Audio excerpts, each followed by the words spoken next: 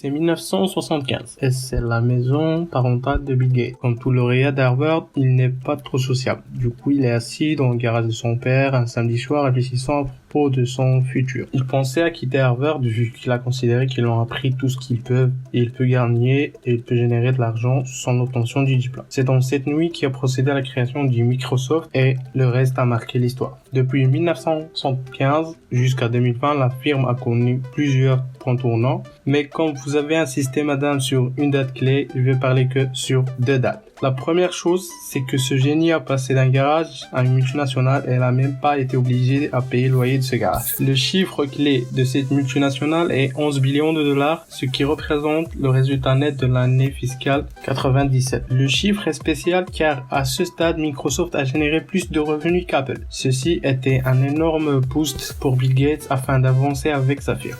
Revenons maintenant aux 2 dates que j'ai mentionnées avant. En 2000, Bill Gates a cédé le poste du PDG à un Steve Ballmer qui était à l'époque un chargé du commercial, vu que ce dernier a projeté que l'avenir de la société est dans les mains des marketeurs et non pas les ingénieurs. Sa principale mission à Steve était de simplifier le langage technique et le rendre compréhensible aux yeux du public général. Et cela va aider l'élargissement de la société à l'apparition du promotion en ligne à cause de la révolution Internet. Malgré la notoriété et la part de marché gagnée par la stratégie déployée par Steve, les résultats annuels ont connu une stagnation. Cela nous amène à notre deuxième date clé. L'année 2014 a connu la démission du Steve Ballmer, suivie par une hausse instantanée au prix d'action de la société. C'est à ce point les investisseurs voulaient que Steve cède son poste. Maintenant, la question qui se pose, qui va prendre la direction de cette société dans une telle étape? Satya Nadella a levé la main courageusement avec une idée en tête basée sur faire passer la société par une renaissance philosophique et conduire la société vers le monde du digital